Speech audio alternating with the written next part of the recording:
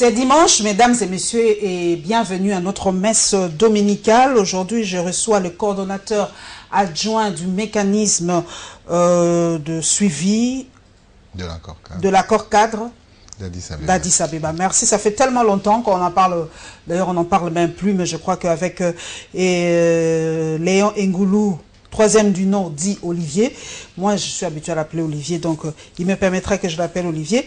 Voilà, avec Olivier Ngoulou, nous allons parler, en tout cas, décortiquer l'actualité, les temps forts de cette semaine. Très heureuse d'abord d'être avec nous, Olivier. C'est moi qui vous remercie. Alors, cet accord d'Addis Abeba, nous en sommes où aujourd'hui? On n'en parle même plus de toutes les façons, l'accord d'Addis Abeba. Ah si, on en parle parce que dans la dernière résolution 2348 du 31 mars dernier, le Conseil de sécurité a rappelé l'importance stratégique de l'accord cadre d'Addis Abeba, tant pour la RDC que pour les pays de la région. Donc, l'accord cadre d'Addis Abeba est un cadre de travail... encore d'actualité. Tout à fait.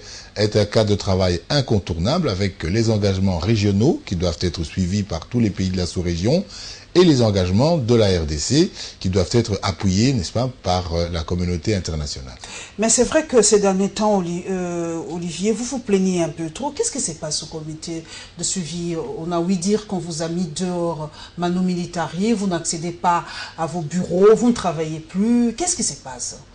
Oh, je ne me plains pas, je ne fais que constater le nouveau coordonnateur, Monsieur Denis Kaloumé, 3 jours après sa nomination, en date du 13 octobre dernier, 2016, avait donc procédé à une suspension des activités du mécanisme national de suivi, sans m'en informer par ailleurs, et le personnel que j'avais recruté alors que je faisais l'intérim, parce que, comme vous le savez, Monsieur François Mwamba avait démissionné, ce personnel a été écarté également et réclame 8 mois de salaire. Donc c'est une situation qui est connue de la haute hiérarchie et je m'en remets à la sagesse du président de la République pour qu'une situation, cette situation puisse être décantée le plus rapidement possible. Il devait y avoir audit, Olivier. Normalement, non. Le coordonnateur avait enjoint une maison d'audit pour voir un peu les comptes, parce que ce n'est pas prévu. On a dit que vous avez détourné. Moi, je ne dis que la vérité.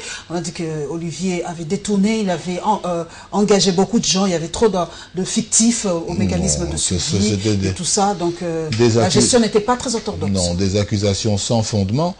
Et d'ailleurs, lorsque j'ai fait l'intérim pendant 2 mois, j'ai adressé mes rapports d'intérim au président de la République qui ne m'a absolument rien reproché. Donc il y a eu effectivement des accusations sans fondement, j'ai donné suite à toutes ces fausses accusations et la haute hiérarchie n'en a pas fait grand cas puisque ma gestion était tout à fait orthodoxe. Ok. Nous prenons le tout premier dossier, mesdames et messieurs. Comme vous le savez, le début de la semaine a été trop calme. Il y avait eu ville morte, entre guillemets, ce lundi. En tout cas, la semaine s'est ouverte avec la ville morte, marche muée en ville morte. Et la CAJ a réagi par rapport à cette situation. Plus de détails dans ce premier condensé, mesdames et messieurs.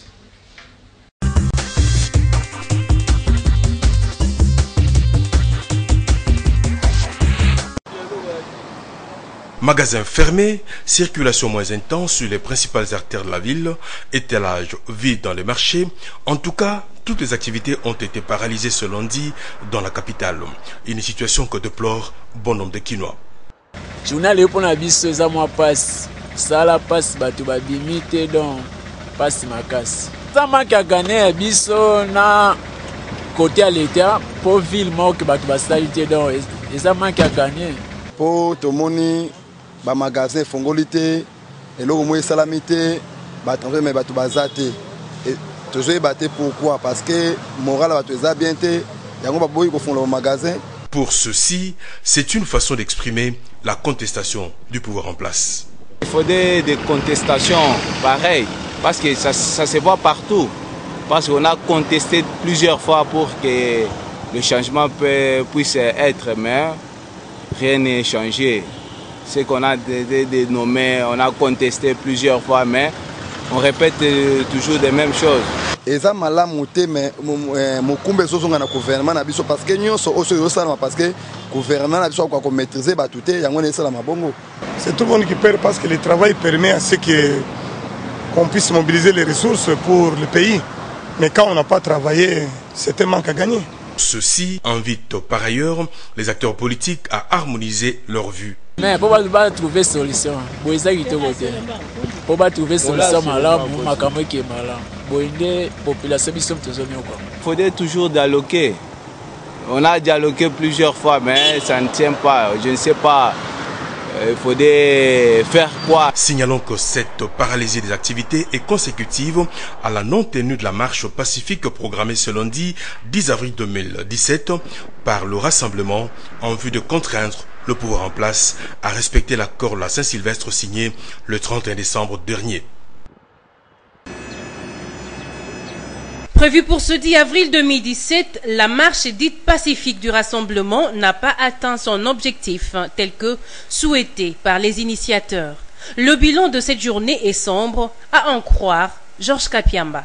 Nous avons enregistré à Kinshasa une centaine de personnes, des hommes, des femmes qui ont été arrêtés, même des passants, des simples curieux qui s'étaient mis devant leur parcelle pour voir ce qui s'est passé, ont été appréhendés et détenus dans plusieurs cachots de la ville de Kinshasa. Mais le gros a été acheminé au cachot de la police appelée communément Pékin, mais aussi au cachot de la police situé à l'échangeur de Limete.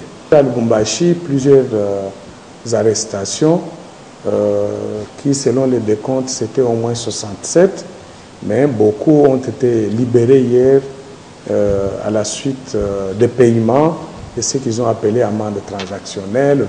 L'appel à la marche pacifique du rassemblement a-t-il connu d'échec ou de succès? En tout cas, cette guéguerre n'a pas son sens. Pour les coordonnateurs de la CAJ, la RDC sombre de plus en plus dans des graves violations des libertés et des droits de l'homme. C'est une entrave grave et regrettable à la liberté d'expression, liberté de manifestation, et c'est déplorable dans une société démocratique. Donc, les autorités n'auraient dû pas agir de la sorte. Il fallait laisser les gens s'exprimer parce que c'est un des droits fondamentaux leur reconnus. Comptant sur l'implication des autorités congolaises, l'Association congolaise pour l'accès à la justice plaide pour que pareilles arrestations et tortures ne se reproduisent plus pour les manifestations à venir annoncées par l'opposition congolaise.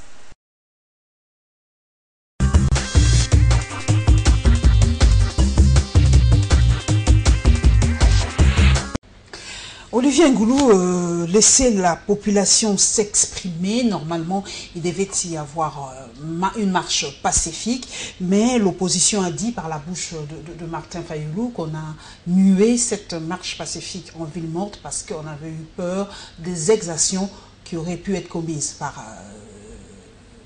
le gouvernement ou par l'autorité ou par la police mise sur la route. Est-ce que pour vous, nous sommes en pleine violation des libertés des citoyens congolais aujourd'hui? Si j'ai bonne mémoire, le gouverneur de la ville de Kinshasa, André Kimbuta, avait il y a quelque temps interdit les marches, les manifestations sur la voie publique, tant de l'opposition que de la majorité.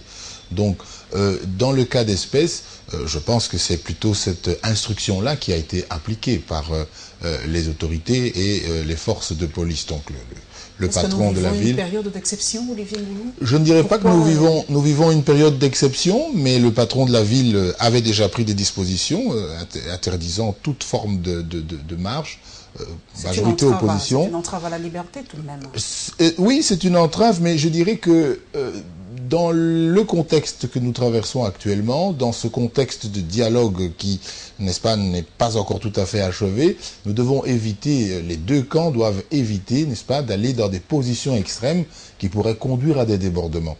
Donc je pense que par sagesse, dans la période actuelle, il faudrait simplement essayer de s'en tenir aux instructions du gouverneur de la ville, André Kimbuta, pour que les manifestations se fassent d'une manière beaucoup plus, si vous voulez, qui ne prête pas le flanc à la provocation ou à la critique, ou qui ne pourrait pas... D'ailleurs, vous avez vu que lors de ce genre de manifestations, il y a toujours quelques personnes qui essayent d'en profiter pour faire des casses et produire, n'est-ce pas, des troubles à l'ordre public. Je crois que la situation, nous comprenons, moi je comprends très bien qu'il y a une constitution qui autorise les manifestations pacifiques, mais je reconnais aussi que dans la période actuelle, la situation risquerait, n'est-ce pas, de déborder. Donc je pense qu'il faut s'en tenir pour le moment. Mais comment maintenant la population, par exemple, peut s'exprimer, on peut exprimer son ras-le-bol, parce que vous lui interdisez le marché, la situation, vous avez dit, ne le permet vraiment pas. Mais comment cette population peut exprimer son mécontentement, par exemple? Parce que c'est une forme d'expression, la marche et tout ça. Mais maintenant, comment la population peut s'exprimer aujourd'hui? On doit se taire et ne rien dire? Non, je suis parfaitement d'accord, mais ce que je voudrais dire, c'est que le contexte est volatile. Le contexte est extrêmement volatile et par conséquent, il faut être extrêmement prudent. Vous savez que c'est autorisé par la Constitution, autorise cela. Mais aujourd'hui, il ne faut pas que les marches, les manifestations pacifiques, d'expression, n'est-ce pas, d'un ras-le-bol, comme vous dites, ne soient, n'est-ce pas, instrumentées par certains partis politiques pour créer des troubles. Parce qu'on a vu que maintenant, on instrumente la population, on menace, si vous voulez, le recours à la rue, l'appel à la rue, pour faire pression sur les négociateurs, tant de la majorité que de l'opposition, pour faire pression sur eux, afin qu'ils aillent dans un certain sens. Mais je pense que ce n'est pas une bonne méthode. Moi, je pense que pendant qu'on était en train de dialoguer, il fallait laisser les deux camps dialoguer et éviter toute forme d'appel à la rue qui, in fine, en fin de compte, se transforme toujours en appel à la violence urbaine. C'est quand même assez fort, personnellement, hein, moi je trouve, vous donnez l'impression que cette population est infantilisée un tout petit peu. Est-ce que la population quinoise ne peut pas réfléchir d'elle-même? Vous avez l'impression l'impression que vous donnez, Olivier, peut-être c'est une fausse impression, que la population quinoise est facilement manipulable, instrumentalisable, si le mot existe. Est-ce que cette population ne peut pas réfléchir d'elle-même, dire que nous, on veut marcher, on veut s'exprimer? C'est pas seulement les politiques qui leur donnent les mots d'ordre. Oui, je comprends pas très bien. Regardez, dans le cas des Spets, vous avez bien vu que prenez le cas si la société civile, par exemple, proposait une marche, la société civile ne sont pas de politique. Si aujourd'hui, par exemple, la cage de Georges Kapemba proposait une marche pacifique, vous allez dire aussi que non, ils sont instrumentalisés par la société civile. Ici, je ne parle pas pour le compte d'un camp ou l'autre, mais ce que je voudrais vous dire, c'est que observez bien toutes les déclarations des responsables de l'opposition sur les réseaux sociaux, par exemple. C'est toujours, si vous ne faites pas ça, on va faire appel à la rue, un plan B. Mais ce plan B recouvre quoi exactement? On ne sait pas. C'est quoi ce plan B? On va faire appel à la rue. C'est la Senco qui avait dit ceci. Et même certaines personnalités de l'opposition qui disent, s'ils ne vont pas dans telle direction, on va faire appel à la rue. Non, je pense qu'il faut que, pendant qu'on négocie, pendant qu'on est en train d'essayer de trouver des solutions pour aller aux élections, je pense que les deux camps devraient faire preuve d'une extrême retenue. Et c'est exactement ce que la communauté internationale demande, de la retenue. Alors il faut éviter, n'est-ce pas, de pousser les gens dans la rue, et il faut plutôt aller discuter et négocier dans les cadres de négociation. Parce qu'aujourd'hui, tout le monde a bien compris que nous sommes dans ce que j'avais appelé déjà dès 2015 un dépassement technique. Donc nous cherchons un consensus. Alors nous n'allons pas trouver ce consensus par la violence urbaine, nous allons trouver ce consensus par la négociation.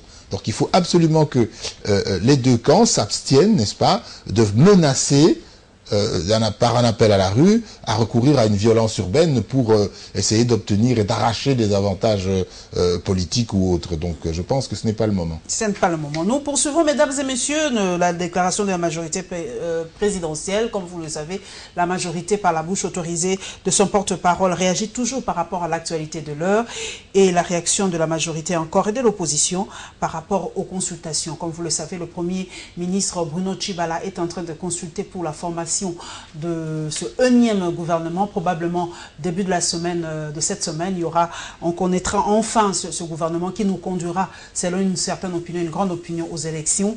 Alors nous vous proposons ce deuxième condensé.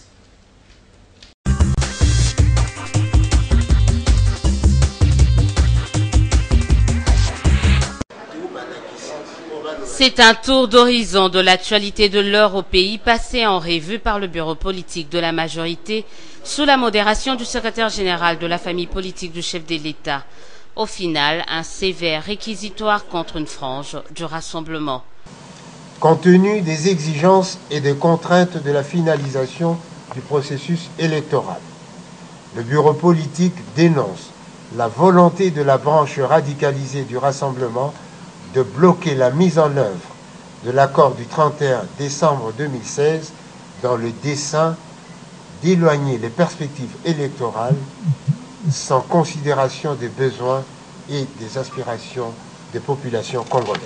Le récent communiqué de l'Union européenne selon lequel la mise en œuvre de l'accord du 31 décembre souffre du manque de consensus n'est pas non plus du goût de la majorité. La déclaration sur le prétendu manque de consensus dans la mise en œuvre de l'accord du 31 décembre 2016, évoquée par ce communiqué de la délégation locale de l'Union européenne, est contre-productive et constitue une incitation à la radicalisation des extrémistes du Rassemblement.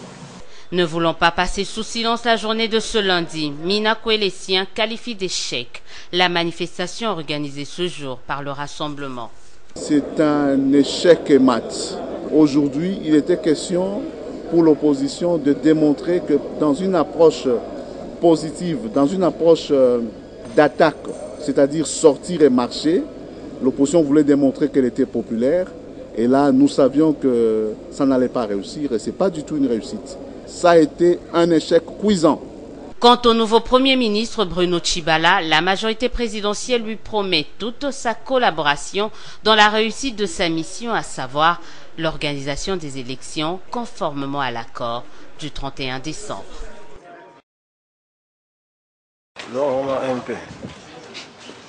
Pour cette deuxième journée des consultations, la majorité présidentielle conduite par Aubin Minakou était à l'honneur. La famille politique du chef de l'État compte déposer ses propositions pour le prochain gouvernement incessamment. Pendant ce temps, à l'opposition signataire de l'accord du 18 octobre, l'on espère avant tout la signature de l'arrangement particulier. Nous avons clairement dit qu'il faut finaliser l'arrangement particulier. Vous savez très bien qu'il y avait des questions, la question de la nomination ou la formulation du mot de désignation du Premier ministre, ça a été fait. On avait indiqué de quelle manière on va désigner le président du CENSA et nous pensons qu'il n'y a plus rien qui empêche qu'on puisse signer l'arrangement particulier, puisque l'accord dit clairement que l'arrangement particulier fait partie intégrante de l'accord. Vital Kamerhe et les siens ne disent pas clairement s'ils font de cet acte un préalable avant la levée de l'option quant à leur participation au gouvernement Tshibala. Par contre, à la majorité, l'on estime que la signature de l'arrangement particulier devient facultative. Aubin Minakou s'explique. L'arrangement particulier a été bloqué tout juste à cause de la désignation de deux personnes, le président du CENSA et le Premier ministre. Maintenant que le président de la République a, fort de son pouvoir d'arbitrage constitutionnel, nommé un Premier ministre conformément à l'accord du 31 décembre, il est clair, puisque nous sommes de bonne foi, que nous puissions tenir compte des points de consensus portés aussi par le projet d'arrangement particulier. Et donc, on est en parallèle avec la question consistant à signer aujourd'hui l'arrangement particulier. Nous sommes bien loin parce qu'il y a déjà un Premier ministre. Tous sont néanmoins d'accord que le prochain gouvernement devra se pencher avant tout sur la problématique des élections, sans reléguer en arrière-plan celle d'ordre social et sécuritaire.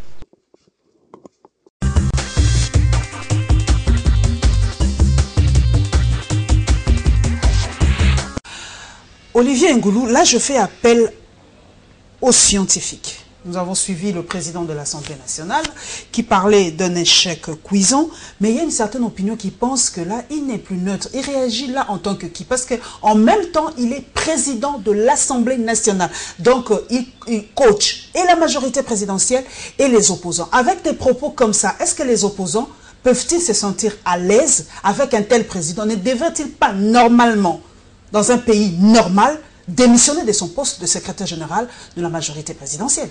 Ne soyez pas excessif. Démissionner, non, pas pour... Cumul des fonctions, cumul des fonctions. Non, en tant que secrétaire général d'une plateforme. Oui, mais Vital avait démissionné à l'époque, Olivier Ngoulou, soyons sincères. Ne soyez pas excessif. Ici, donc, en tant que coordonnateur adjoint du mécanisme national de suivi, je m'exprime en toute neutralité, puisque nous appliquons un traité qui est au-dessus n'est-ce pas, des lois congolaises, l'accord cadre d'Addis Abeba. Mais en l'occurrence, je pense que pour aller un tout petit peu dans votre sens, il est bon que le président de l'Assemblée nationale, dans des circonstances pareilles, essaye, n'est-ce pas, de rester au milieu du village. Mais moi, je ne me permets pas ici de faire un quelconque reproche à l'honorable Aubin Minakou, mais je peux comprendre que certaines personnes voudraient qu'il restât, n'est-ce pas, dans sa fonction de président de l'Assemblée nationale, c'est-à-dire de tous les présidents de tous les députés, qu'ils soient de la majorité ou de l'opposition. Donc je peux comprendre votre point de vue. Est-ce que c'était vraiment un échec aussi cuisant? Parce qu'on a vu les images, la ville était morte. C'est vrai que c'était programmé pour une marche pacifique, mais bof, ça s'est mué en ville morte. Est-ce que c'était vraiment aussi cette journée-là où cette activité était vraiment un échec, aussi cuisant comme le dit Aubin Minakou? Bon, nous avons constaté dans la matinée, en tout cas jusqu'au moins 14 h, qu'il y avait vraiment un calme assez évident dans les principales artères de la capitale. En milieu d'après-midi, les choses se sont progressivement reprises, l'activité économique a progressivement repris. Mais je pense également que, si vous voulez, ces villes mortes expriment plusieurs choses de manière sociologique. Ça exprime quoi, ça? Mais il y en a qui évitent de sortir parce qu'ils pensent que la marche aura lieu et ils veulent éviter d'avoir des problèmes ou de se retrouver pris dans un engrenage de violence urbaine avec des casseurs, etc. Donc, ils préfèrent s'abstenir, garder leurs enfants à la maison, fermer leur commerce, cadenasser leurs magasins pour pouvoir préserver, n'est-ce pas, leurs outils de production. Donc il y a cette catégorie-là. Et puis évidemment une catégorie qui certainement était prête à marcher et qui ne pouvant pas marcher parce qu'il y a des instructions du gouverneur de la ville, bon, cette catégorie-là est également restée alors à domicile. Donc il est vrai que ces villes mortes, il faut les interpréter de manière sociologique avec beaucoup de prudence. Et ça impacte comment selon vous, Olivier Ngolo, ces villes mortes, ça impacte comment pour vous? Ah, ben ça fait sur le plan économique, sur le plan politique, sur le plan social? Sur le plan économique, ça fait évidemment, ça retarde évidemment la conclusion de beaucoup de projets, la conclusion de beaucoup de contrats. C'est un manque à gagner pour l'économie, c'est certain. Sur le plan politique, ça ne donne pas une très très bonne image, n'est-ce pas, de notre état politique actuel, de notre situation politique actuelle. Ça a tendance à créer ou à exprimer une espèce de psychose un peu dramatique. Mais je pense que nous devons effectivement, comme je l'ai dit tout à l'heure, nous surpasser tous ensemble pour que dans cette période particulière, nous discutions non pas dans la rue, mais dans les lieux, les assemblées, les forums qui sont prévus pour justement qu'au terme du dialogue, nous atteignions un consensus pour aller aux élections. Par rapport au blocage, c'est vrai que nous avons suivi Alain Atundou, qui a dit que c'est le rassemblement qui est la cause du blocage. Le rassemblement réplique, dit que c'est pas de notre faute, c'est la majorité présidentielle qui ne veut pas respecter, je ne sais pas, en tout cas les mots employés dans cet accord. Et il voulait par exemple présenter un seul Premier ministre, parce que c'est comme ça que c'est écrit dans le dialogue. La majorité dit non, il faut 3 noms pour que le président de la République use de son droit discrétionnaire ou de ses prérogatives discrétionnaires.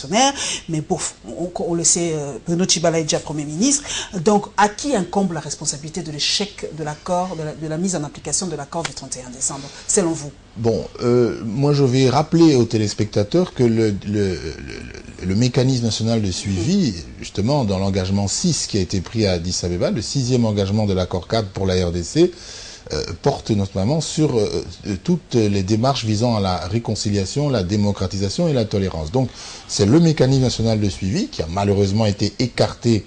Vous n'avez pas participé dans... Nous devions en principe participer comme observateurs, ça n'a pas été le cas, mais je voudrais rappeler que le mécanisme suit ça de très très près. Alors, il faut dire, comme évaluateur, maintenant je m'exprime comme évaluateur, il faut dire que les deux camps ont commis des erreurs. Les deux camps ont commis des erreurs. Et la première erreur, c'était une très mauvaise communication autour d'abord l'accord Kodjo. Car l'accord Kodjo est un excellent accord, un accord technique qui porte 12 chapitres et dont 11 portent sur les questions strictement électorales. Donc c'est un accord très technique qui souffrait d'un manque d'inclusivité. Bien. Alors, le président de la République, reconnaissant qu'il y avait un manque d'inclusivité, a confié une mission de bons offices à la Senco. Mais maintenant, de cette mission de bons offices qui a été confiée à la Senco par le président de la République, on est passé subrepticement à un nouvel accord. Alors, ce qu'on aurait dû faire, c'était revisiter l'accord COJO au niveau technique et ensuite conclure un arrangement particulier Senco pour ce qui est de la gestion de la période de transition, de dépassement par consensus, etc.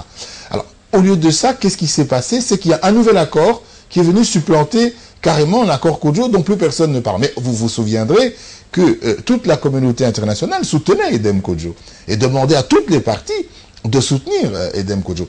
Et d'ailleurs, l'accord COJO s'est fait sous facilitation internationale. Était présent pendant les négociations l'OIF, la SADC, les Nations Unies, l'Union Européenne, l'Union Africaine, la CIRGL et j'en passe. Donc, c'était un excellent accord sur lequel il fallait trouver plus d'inclusivité. Plus d'inclusivité, mais vous avez mis l'accent déjà sur la communauté internationale, un manque de consensus, comme l'a dit l'ambassadeur de l'Union européenne, mais la majorité n'est pas du tout d'accord avec les propos. D'ailleurs, ça a suscité moult débats. Vous êtes du comité de suivi, donc aussi un peu avec, vous êtes en acquaintance avec la communauté internationale. Est-ce qu'il y a-t-il trop d'ingérence, selon vous, Olivier Ngoulou, dans les affaires internes de la RDC par cette fameuse communauté internationale? Bon, vous savez que la RDC est un État fragile post-conflit. Et les États fragiles post-conflit sont gérés, sont appuyés, soutenus par la communauté internationale, d'une certaine manière. C'est ce qu'on appelle les États fragiles post-conflit. La preuve, c'est que vous avez une mission des Nations Unies pour la stabilisation du Congo, qui est ici depuis presque 20 ans. Presque 20 ans. Donc, ce n'est pas pour rien que cette mission se trouve ici. Et donc, il faut s'en tenir à ce moment-là, si vous voulez.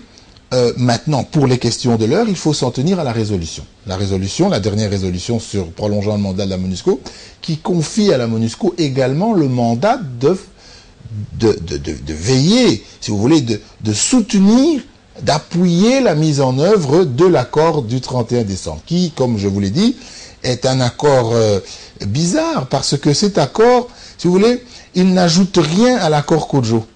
Par contre, il a créé un certain nombre de complications. De zones floues, quoi, selon vous. Une complication majeure, c'est qu'on avait déjà donc un Premier ministre, le Président de la République, avait nommé Sami Badibanga en application de l'accord COJO. On ne peut pas le lui reprocher.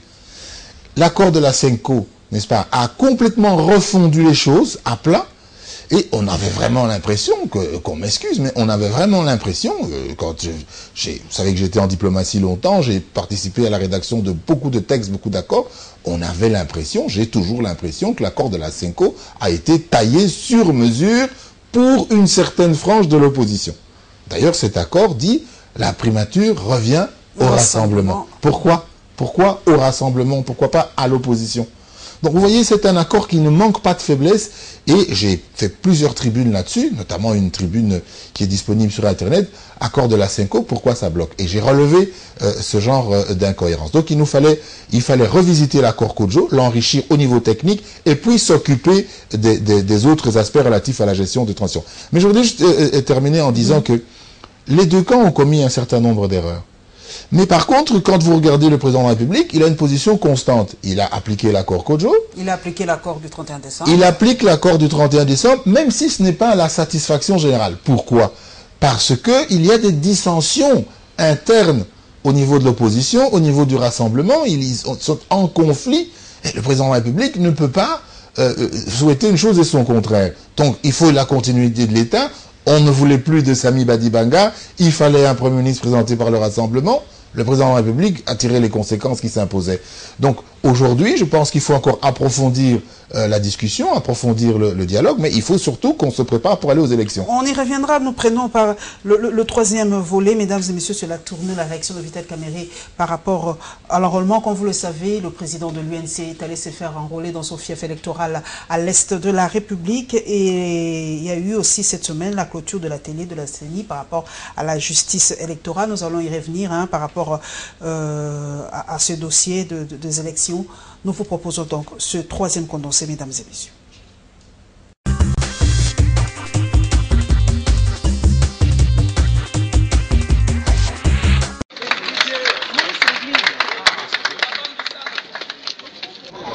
D'abord, c'est un geste à la fois pédagogique et civique.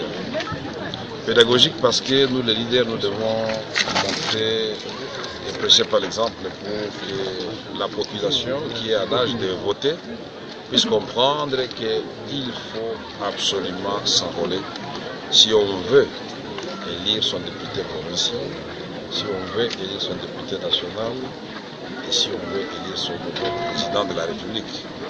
Il faut s'enrôler aussi puisque la carte d'électeur va faire fonction de carte d'identité provisoire.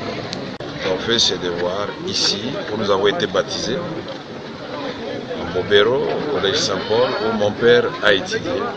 Donc c'est une grande émotion dans le territoire de Kabare. Je voudrais donc saluer toute la population ici de Kivu qui s'est enrôlée massivement. Dans certains territoires, ils ont déjà dépassé les 100%. Et j'encourage ceux qui n'ont pas encore fait à Chamunda, Mouinga, Ouvira, Fizi, Baraka, et dans tous les coins où l'enrôlement continue, même ici à Bukavu, à Kabare. À constater la délicatesse. 3 jours d'une réflexion approfondie entre les représentants de la CENI et les hauts magistrats. En toile de fond, l'état des lieux de la justice électorale en RDC. Il s'est agi essentiellement des questions relatives, entre autres, à la bonne administration de la justice électorale ou celles ayant trait au déroulement du processus électoral proprement dit.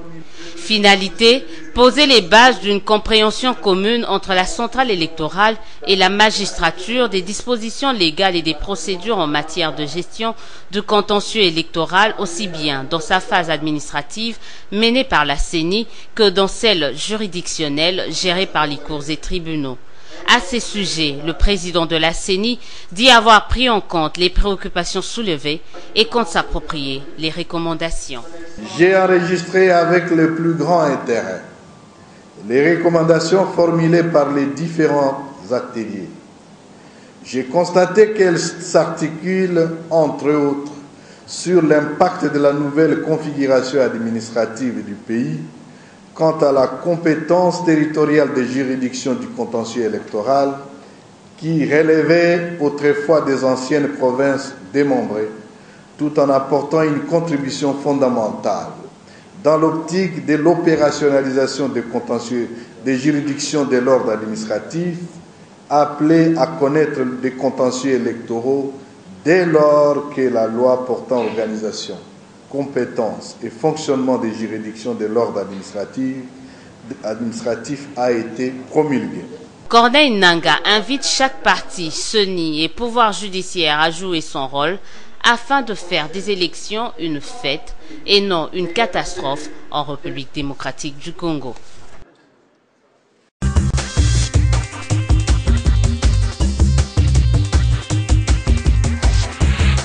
Olivier Ngoulou, normalement, le nouveau gouvernement, ce nouveau gouvernement a pour mission de préparer les élections qui doivent se tenir normalement fin 2017, début 2018.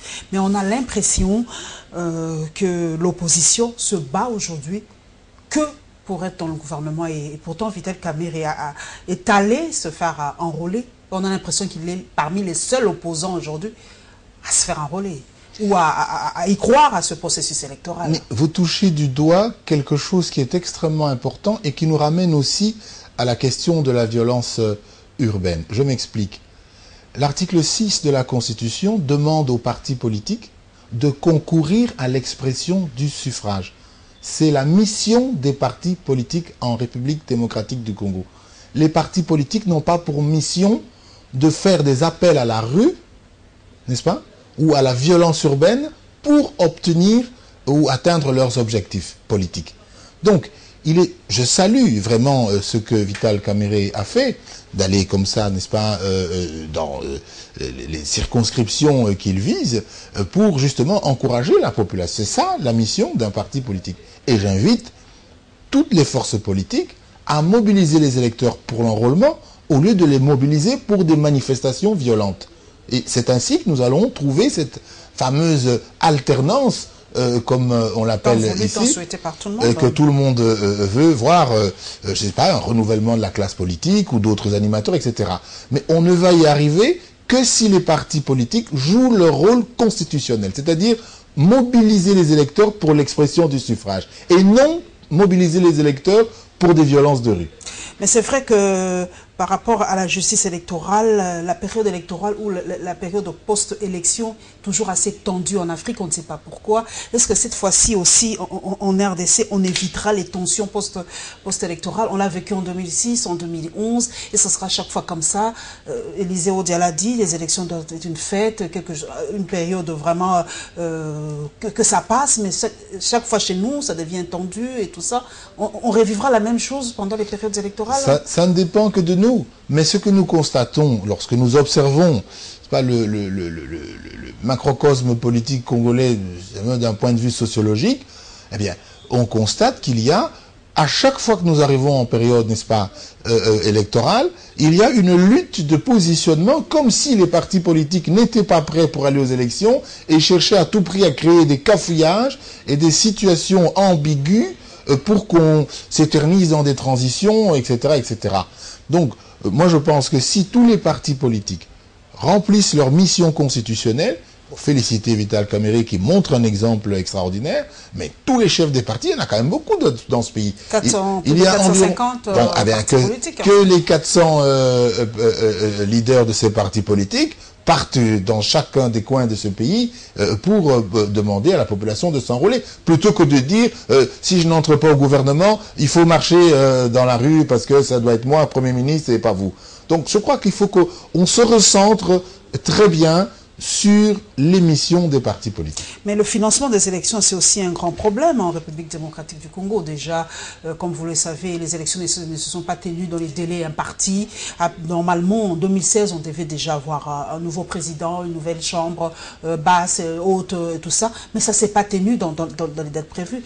Comment, selon vous, Olivier, vous êtes scientifique, comment doit-on préparer ces élections du côté finance? Parce qu'on ne peut pas à chaque fois quémander, et on va après parler d'ingérence internationale. Je rappelle, nous sommes un pays fragile, un État fragile post-conflit. L'Angola aussi l'a été.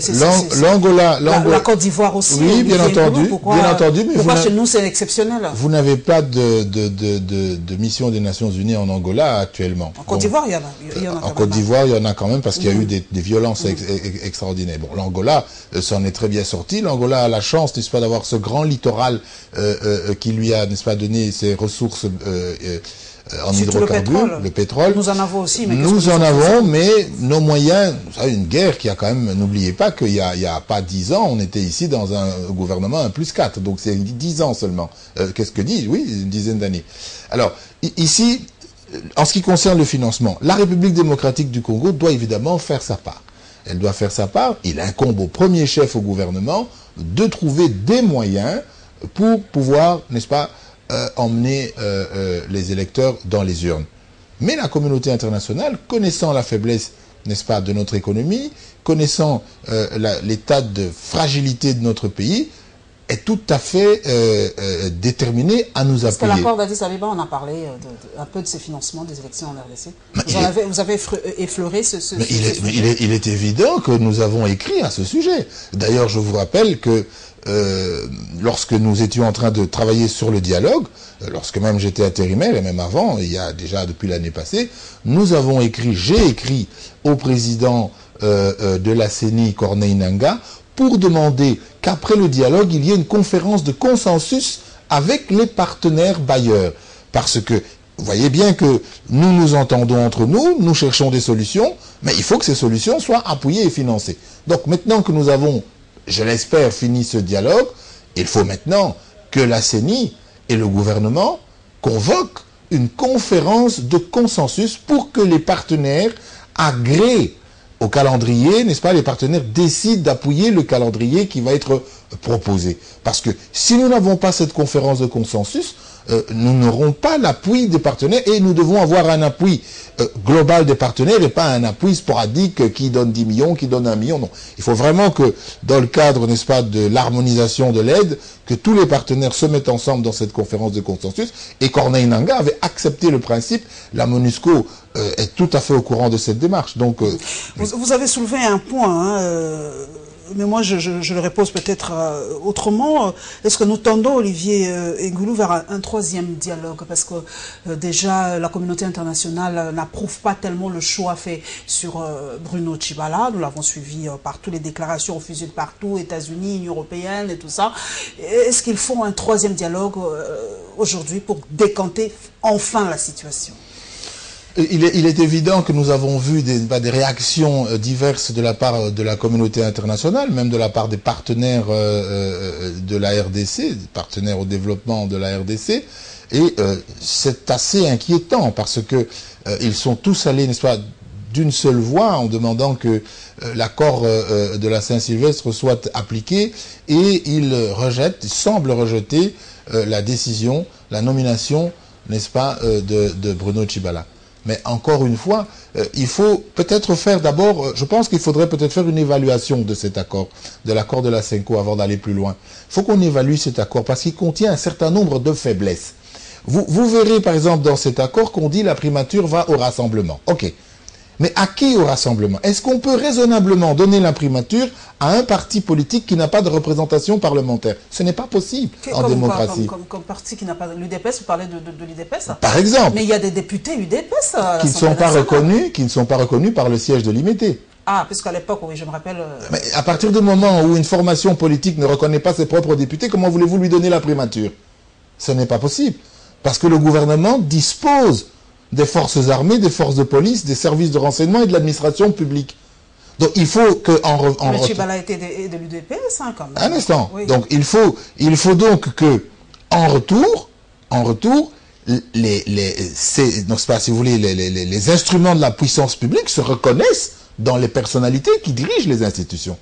Mais il ne faut pas que vous disiez, nous ne reconnaissons pas ce gouvernement, nous ne reconnaissons pas ces institutions, et puis après vous voulez être nommé Premier ministre. Ça n'est pas cohérent. Bon, donc ici, le choix s'est porté sur Bruno Tshibala. Ça ne semble pas faire l'affaire de tout le monde, mais pendant que Bruno Tshibala doit se mettre au travail, il faut alors approfondir la démarche, faire une évaluation de cet accord CENCO qui pour moi n'est pas un très très bon accord.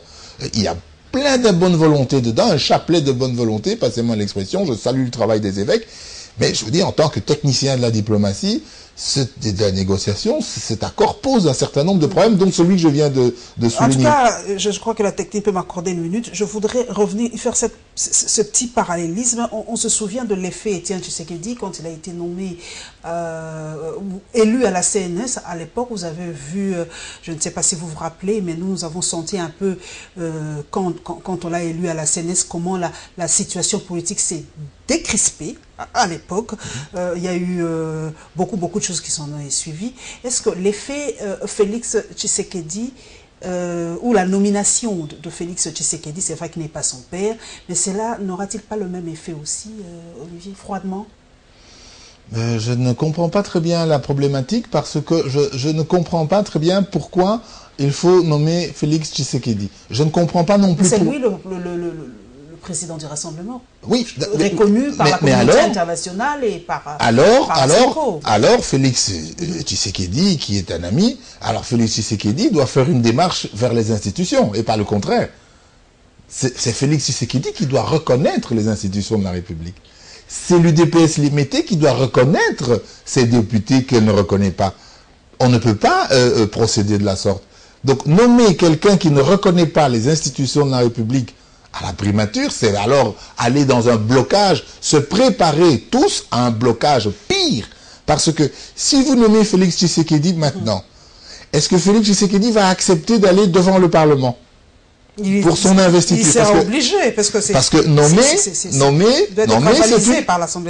c'est une chose, mais il faut obtenir l'investiture des députés, après avoir présenté un programme de politique générale. Et si à ce moment-là, là je fais une pure analyse, une pure prospective, et si à ce moment-là les députés lui disent, ben monsieur, nous on a siégé ici pendant 5 ans, vous n'avez pas reconnu cette institution. Il a été élu, mais il n'a jamais siégé. Il n'a pas siégé, donc il n'a pas reconnu l'institution. Entendons-nous bien, c'est français. Bon, il n'a pas reconnu l'institution, et maintenant vous venez vers nous pour qu'on vous donne l'investiture. C'est pas très sérieux, tout ça, c'est pas très cohérent. Donc moi, le conseil que je pourrais donner à ce moment-là, n'est-ce pas, à nos amis de l'opposition, mais d'un point de vue tout à fait neutre. Hein, ici, je m'exprime vraiment en titre de suivi, évaluation de l'accord cadre d'Addis Abeba. Ils devraient d'abord se mettre eux-mêmes en ordre. Il faut d'abord que l'UDPS se réconcilie, devienne une force parlementaire réelle, institutionnelle, reconnaissant le président de la République, son autorité, reconnaissant, n'est-ce pas, l'état institutionnel de la nation. Et à ce moment-là, on peut commencer à envisager. Donc si Félix Tshisekedi fait cette démarche, à mon avis, il n'y a pas de souci. Il n'y a pas de souci. Oui. Nous poursuivons, mesdames et messieurs, nous prenons le message du cardinal Laurent Monsengo par rapport à la fête de Pâques. D'ailleurs, je profite de l'occasion pour vous souhaiter en tout cas une très bonne fête de Pâques. Pâques, c'est la grande fête pour nous les chrétiens. C'est la résurrection du Christ. Espérons vraiment que la résurrection du Christ coïncidera avec la résurrection de la République démocratique du Congo et la publication du rapport des Nations Unies par rapport aux violations de droits de l'enfant, République démocratique du Congo.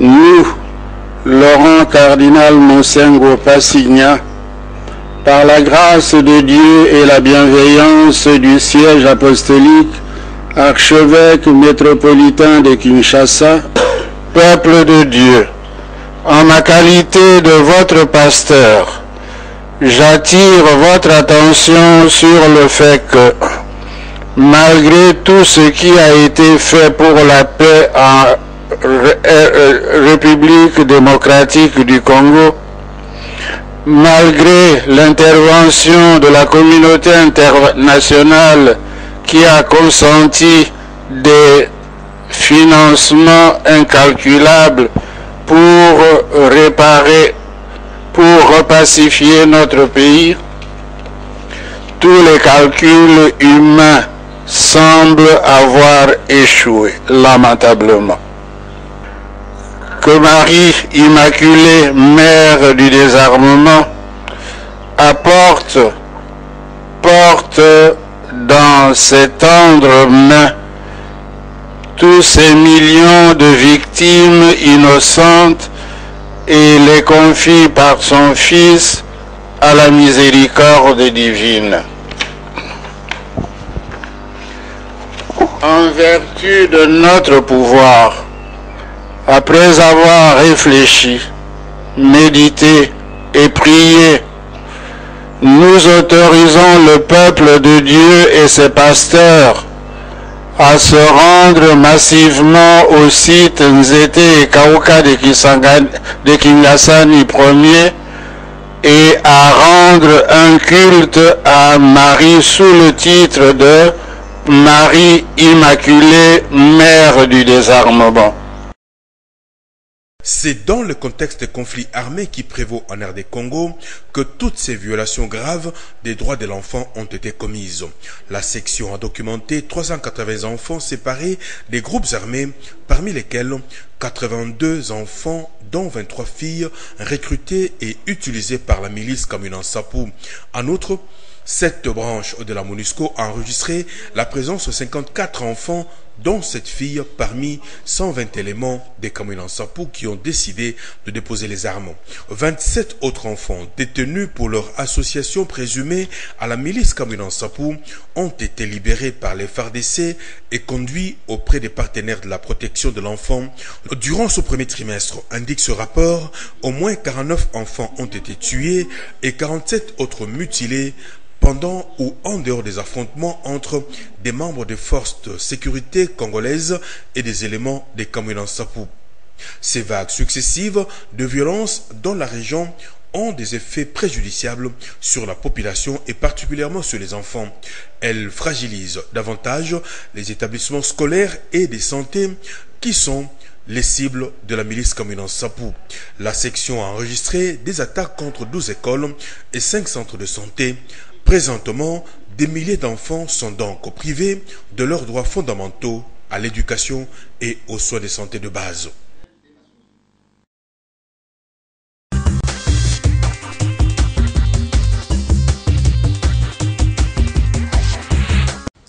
Olivier Ngolo, votre réaction à chaud par rapport à ces deux éléments que nous avons suivis. Nous avons suivi d'abord Laurent Monsengo Passigna qui demande aux pasteurs d'aller à Kingasani, ils étaient au Cauca pour demander la protection de Marie, mère du désarmement. Je sais que vous parlez très bien français. Est-ce que vous pouvez expliquer un peu ce concept, mère du désarmement?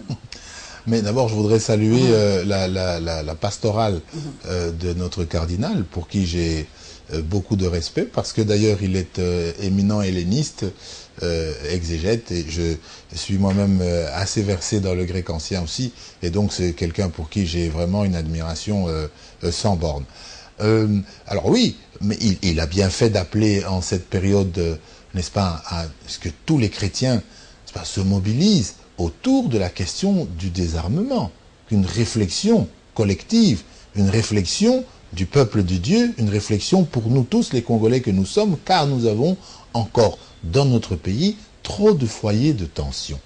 Alors évidemment, il le dit avec les termes de la pastorale chrétienne, mais il le dit de manière très profonde, et il appelle nos consciences, n'est-ce pas, à réfléchir sur cette question du désarmement, c'est-à-dire de la pacification complète de notre pays. Par rapport aux violations des droits de l'enfant, on a beaucoup mis l'accent dans le Grand Kasaï par rapport à Kamwina Nsapu. Beaucoup d'enfants aujourd'hui sont utilisés dans des groupes armés.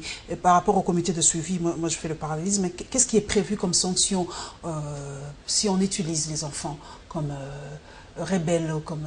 Ah, mais c'est crime contre l'humanité, c'est la CPI immédiatement. Vous en avez vu quelques-uns qui ont été jugés pour l'utilisation d'enfants soldats. C'est évidemment réprimé très fortement par le droit international et par le droit interne aussi. Donc nous sommes effectivement encore avec quelques petites poches qui posent des problèmes, et tous ces enfants qui sont, n'est-ce pas, encore... la situation est déjà bien meilleure qu'il y a 10 ans, il y a 15 ans, quand nous étions encore vraiment dans le cœur de nos problèmes. Mais aujourd'hui, c'est encore un peu important, mais ça reste, le phénomène a vraiment diminué. Mais au Kasaï, ça a pris de l'ampleur. Nous allons prendre cet élément, la descente du ministre de l'Intérieur. Nous restons au Kasaï, dans le grand Kasaï, par rapport à la descente du ministre de l'Intérieur, par rapport à ce phénomène Kamwina Nsapu, et évidemment le point de vue, le point de presse de chaque mercredi de la MONUSCO. Plus de détails.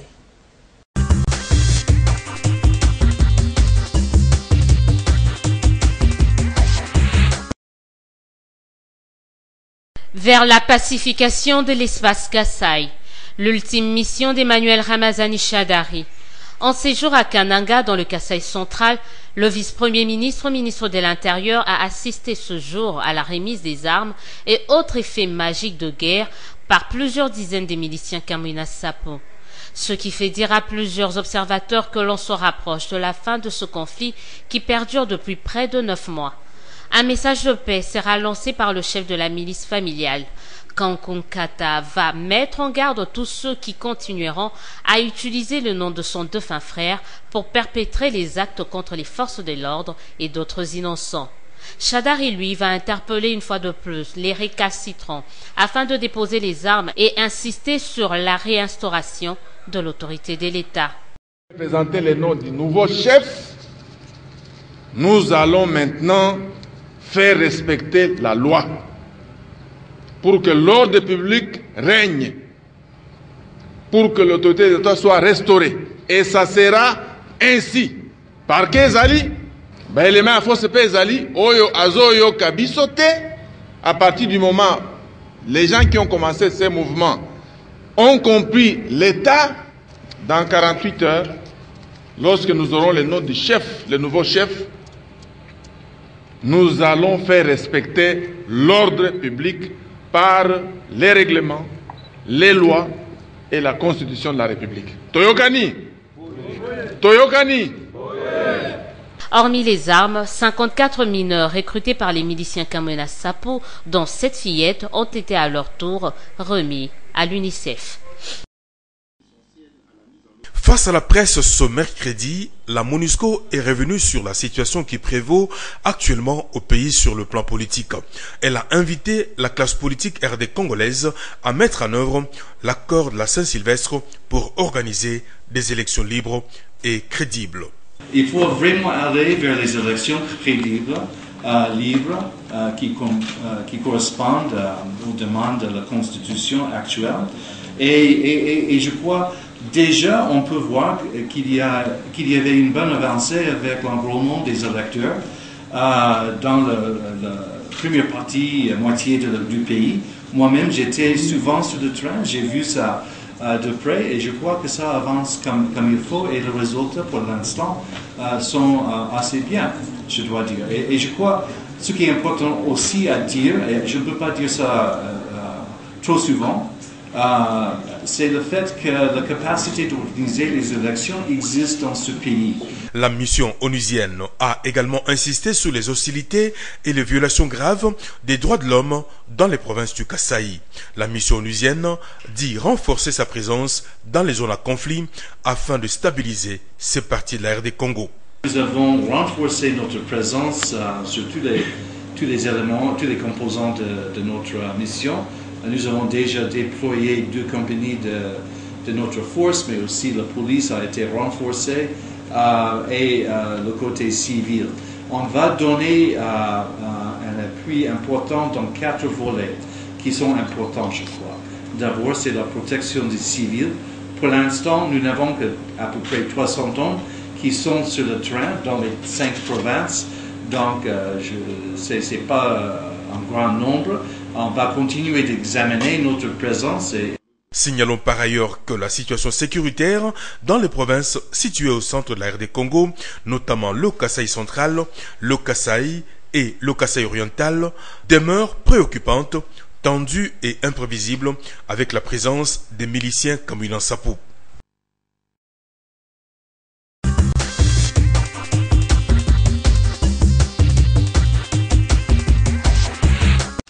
Olivier Ngoulou, nous avons suivi le ministre de l'Intérieur qui a martelé sur le respect de la loi et dans 48 heures, en tout cas, ceux qui ne respectent pas la loi, eh ben, ils en subiront les conséquences.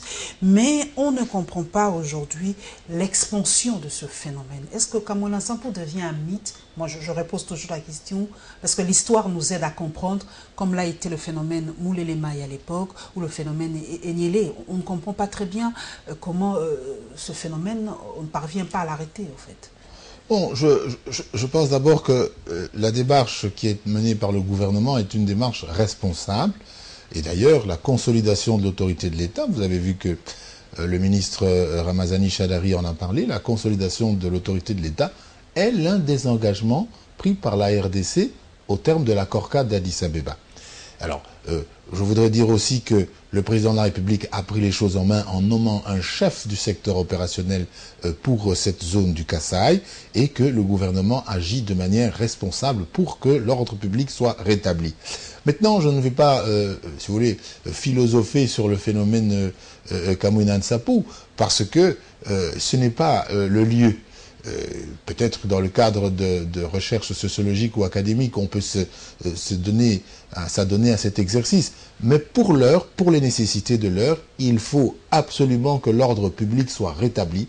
Et parce que les élections, c'est pour bientôt. Il faut que les 2 Kasaï, les 3 Kasaï, enfin les zones qui sont affectées par ce conflit, se préparent pour les élections. C'est l'objectif, se préparent pour les élections.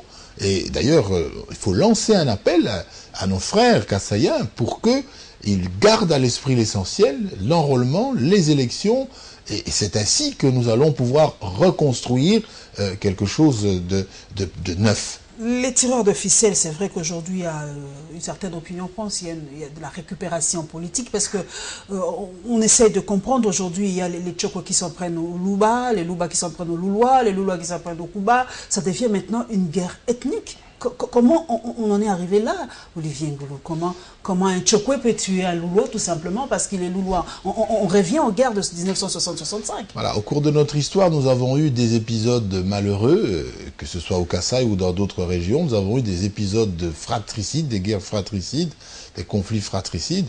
Et il faut vraiment que le gouvernement prenne la mesure de l'ampleur de ce phénomène pour qu'une action énergique soit menée pour qu'on n'en arrive pas justement maintenant à ces conflits tribaux. Car ces conflits tribaux, en cette période, n'est-ce pas, sont de plus mauvais effets pour l'image de la République démocratique du Congo, tant dans la région que à l'étranger.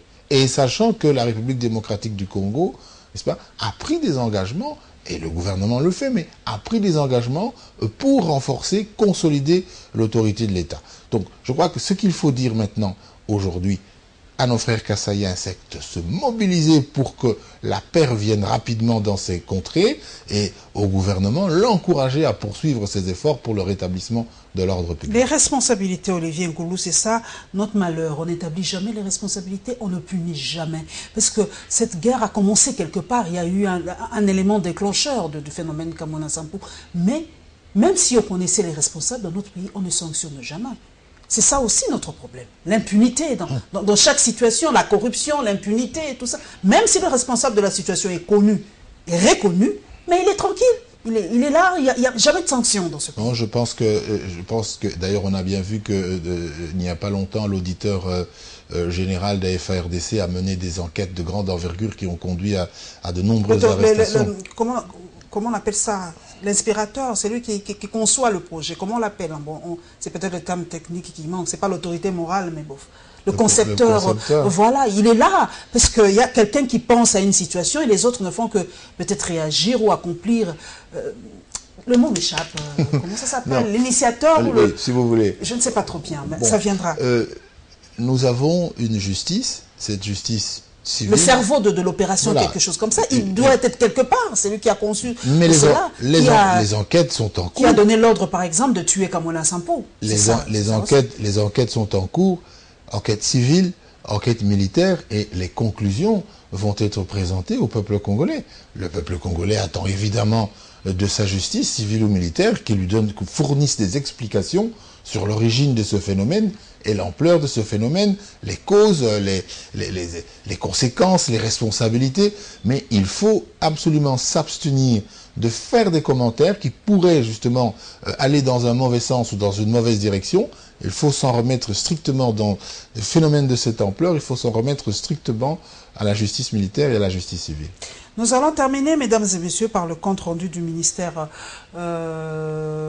provincial de Kinshasa, la déclaration par rapport à la condamnation de Muyambo, et évidemment, une note un peu triste, c'est la mort du général Kikunda. Notre rédaction est descendue pour prendre un peu les images, parce que cet homme a quand même compté dans l'histoire de la République démocratique du Congo.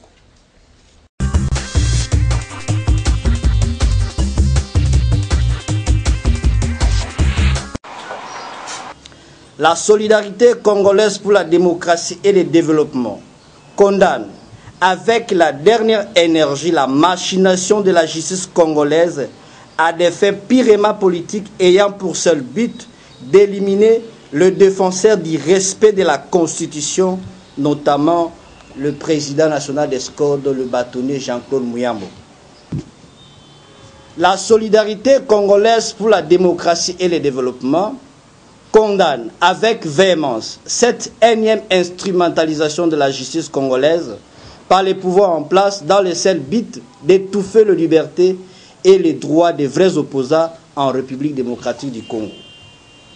La solidarité congolaise pour la démocratie et le développement constate avec regret que la majorité présidentielle, dans le but de mater les acteurs politiques de l'opposition, utilise le pouvoir judiciaire par des simulacres procès qui aboutissent à des condamnations fantaisistes. Si le président national Jean-Claude Muyambo Kiassa avait accepté de comparaître devant le tribunal de grande instance de Kinshasa-Gombe, parce qu'il avait déjà remis toutes les preuves, un dossier de preuves coté de 1 à 219 à la commission de crispation de la CENCO chargée de résoudre le cas dit emblématique. Enfin, la solidarité congolaise pour la démocratie et le développement et son président national réaffirment leur ferme engagement de poursuivre les combats pacifiques et démocratiques pour l'installation réelle d'un état de droit aux côtés du peuple congolais et conformément au droit international. Conscient d'une part de la délicatesse que représente la salubrité de la ville de Kinshasa et d'autre part s'appesantissant sur le fait que, outre la sensibilisation et la conscientisation des citoyens, voire des divers opérateurs, la disponibilité des ressources financières devant couvrir la prise en charge des opérations d'assainissement s'avère être un des défis majeurs à relever. Les membres du Conseil se réjouissent et se félicitent de l'implication personnelle de son Excellence M. Joseph Kabila Kabange, président de la République et chef de l'État, dans l'accompagnement de l'exécutif provincial quant à la résolution de cet épineux problème. En effet, les instructions de la haute hiérarchie en direction des responsables des institutions du gouvernement de la République permettront sans nul doute à la ville de mieux encadrer les taxes provinciales identifiées y afférentes pour soutenir ce secteur vital en vue de donner les meilleures réponses aux attentes des Kinoises et Kinois. Dans le domaine des transports, les membres du Conseil ont suivi les éléments d'appréciation présentés par le ministre provincial en charge du secteur, évaluant l'incidence négative sur le plan sécuritaire et rappelant les différents moratoires accordés aux opérateurs, dont celui du 30 septembre de l'année passée. À cet effet, le Conseil a décidé de la mise en œuvre d'un contrôle ferme.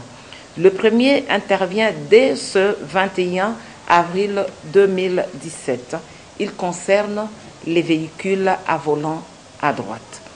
Ceux-ci doivent se conformer à la réglementation pour ceux qui se trouvent déjà sur le sol quinois, les nouvelles entrées de ce genre de véhicules étant proscrites. Ils doivent disposer d'une assurance et être passés au contrôle technique. Plusieurs personnalités, tant politiques que militaires, sont venues ici au Centre supérieur militaire rendre un dernier hommage au général Kikunda. Membres de famille, amis et connaissances étaient aussi de la partie. Un culte d'action de grâce a été organisé pour la circonstance. Un des fils Kikunda dit garder de leur père de nombreux souvenirs. Toute personne a eu la chance de croiser son chemin aura été marquée par sa gentillesse sociale. Il a toujours eu contact facile avec quelconque personne, avec son humour et son rire imposant. Généreux. Nombreux ceux qui pourront témoigner de sa générosité. Il aidait beaucoup de gens, sans compter et sans juger leurs origines. Discipliné, un soldat de pure souche. Avec lui, tu marchais droit, où il se chargeait de te leur apprendre. Son intelligence et sa facilité à apprendre et à appliquer nous impressionnaient toujours. Il lui fallait juste lire un livre pour qu'il en connaisse le contexte par cœur.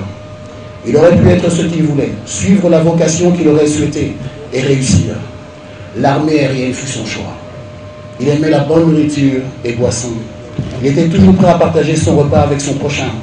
Et tout ça dans une bonne ambiance. Humour. Pour rappel, le général Kikunda est décédé le 1er avril dernier à Bruxelles en Belgique à l'âge de 75 ans. Que son âme repose en paix.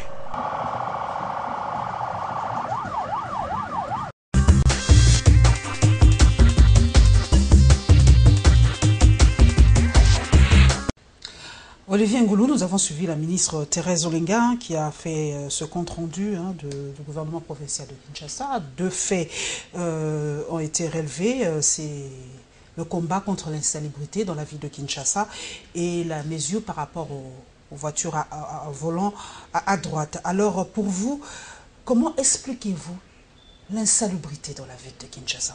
On se pose la question si nous, les Noirs, nous sommes salement... Carrément, moi, je pose la question parce qu'on ne comprend pas très bien comment on peut vivre dans une telle saleté. Alors, pour rappel, nos amis téléspectateurs doivent savoir que la collecte des déchets dans la ville de Kinshasa avait été pendant de nombreuses années appuyée par un fonds de l'Union européenne. Ce fonds est expiré et comme vous le dites aujourd'hui, ce sont les Congolais eux-mêmes qui doivent apprendre à gérer leurs déchets. Mais voilà, la gestion des déchets commence d'abord par l'identification des producteurs de déchets. Vous ne pouvez pas prétendre gérer, n'est-ce pas, assainir la capitale si vous ne savez pas qui produit les déchets. Raison pour laquelle, pour ceux qui ont vécu à l'étranger, moi j'ai vécu de nombreuses années dans les pays d'Europe, eh bien, quand vous sortez votre poubelle le matin, vous sortez votre poubelle devant votre parcelle et on sait que cette poubelle sort de cette maison. Les déchets sont identifiables. Comment ça donc, les biodégradables, bien entendu. Les trucs en plastique, bien entendu. Donc voilà. On sait que les sacs poubelles qui sont devant la maison sont produits par cette maison. Et donc lorsque le camion vient les rechercher à domicile, n'est-ce pas, il sait exactement qui produit quoi comme déchets. Parce que ici ce qui se passe c'est quoi? Les pousse-pousseurs, en gros, récoltent des déchets ménagers dont on ne sait pas la provenance, on ne sait pas d'où ils viennent, ni quels sont les ménages qui les produisent. Ensuite, ils les jettent dans des décharges publiques, et à ce moment-là, il faut les ramasser. Mais en principe, normalement, ça ne devrait pas se passer comme ça. Normalement, les déchets devraient rester à domicile, devant les maisons, et être ramassés par des camions la nuit. C'est ainsi qu'on procède. Parce que là, nous avons maintenant des montagnes de détritus dans toute la ville de Kinshasa. Et je suis quand même un peu étonné qu'encore une fois de plus, on invoque, n'est-ce pas, l'implication de Joseph Kabila, président de la République, pour gérer la question des poubelles. Kinshasa est une province, avec des autorités provinciales qui doivent prendre la mesure des problèmes. Il ne faut pas invoquer, à mon avis, le président de la République pour tout.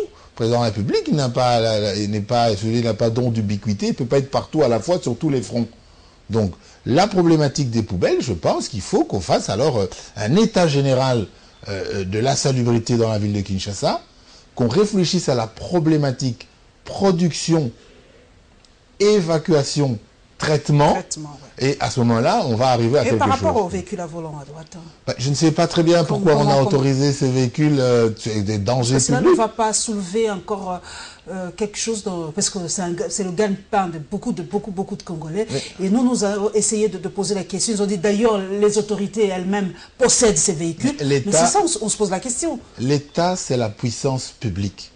Et l'État ne peut pas se prévaloir de sa propre turpitude. C'est bien l'État congolais a un certain niveau de responsabilité qui a autorisé l'entrée de ces véhicules sur le territoire congolais. Bien. Ce que nous constatons tous, c'est que ces véhicules sont extrêmement dangereux car ils chargent et déchargent, n'est-ce pas, les passagers par la chaussée, par la voie publique. Donc c'est inacceptable.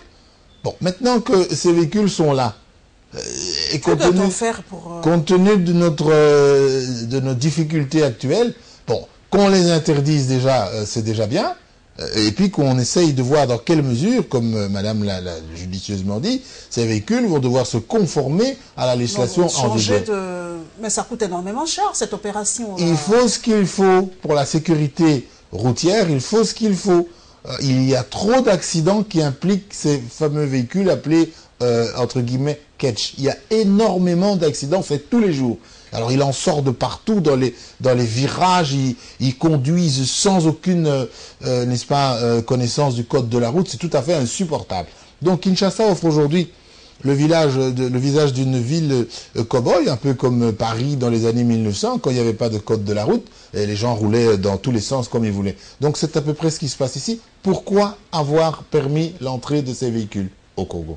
Nous allons terminer par la mort du général Kikunda. Vous avez un témoignage par rapport à ce monsieur, évidemment une petite question par rapport à... Bon, le verdict est déjà tombé, 5 ans de prison, mais bon, un petit mot par rapport à cela. Donc, je salue la mémoire du général Kikunda, général d'armée, qui était l'un de nos meilleurs officiers aviateurs. Il était pilote? Oui, c'était un pilote de chasse qui a fait partie des grands pilotes de chasse congolais avec ses collègues Pélé Pélé, Mbo, compagnie. C'était vraiment des pilotes d'exception. Et lui-même, il a eu une carrière remarquable dans l'armée. Je crois d'ailleurs qu'il faut saluer que le chef d'état-major général Didier Etumba lui ait rendu cet hommage vibrant au Centre supérieur militaire pour bien montrer l'importance qu'il avait, n'est-ce pas, dans le souvenir de l'histoire des forces armées. C'est vraiment quelqu'un d'une très très grande valeur que la République a perdu, paix à son âme. Un petit mot par rapport au verdict de condamnation de Muyambo. Vous avez quelque chose à dire, Olivier Ngoulou? J'ai retenu que les membres du parti Scodé de Muyambo se sont librement exprimés. Ils ont librement exprimé dans les médias leur préoccupation par rapport à la condamnation. Alors je les invite évidemment, et j'invite aussi Jean-Claude Muyambo, qui est quelqu'un qui va certainement un jour sortir de prison, mais je les invite à épuiser toutes les voies de droit. Toutes les voies de droit, aller en appel, à solliciter la justice pour que la justice fasse son travail dans les meilleures conditions possibles. Donc la justice n'agit que lorsqu'elle est sollicitée. Donc cette première condamnation, qui peut peut-être être réduite ou passer par les étapes, n'est-ce pas, de la Cour suprême, en cassation, etc. Mais il faut épuiser toutes les voies de droit pour que nous ayons le sentiment que la justice dans notre pays s'effectue pour le meilleur bénéfice des justiciables. Voilà, mesdames et messieurs, nous sommes à la fin de cette rétrospective. Merci donc à Léon Ngoulou, troisième du nom, d'être passé à la barre. Merci à vous, mesdames et messieurs, pour votre fidélité. Merci à tous mes followers, en tout cas dans les réseaux sociaux. Merci et bonne fête de Pâques au président Gabriel Chabani. Bonne fête de Pâques à vous, mesdames et messieurs. Bonne fête de Pâques à l'équipe technique. Et en tout cas, bonne fête de Pâques à mes deux couturières préférées, Marcia Création et Karine Kandou. Et en tout cas, bonne fête de Pâques à tous les journalistes, membres de la structure Presse pour le Progrès. Nous nous retrouvons, mesdames et messieurs, avec le même plaisir, sinon pas plus, le dimanche prochain, Inch'Allah.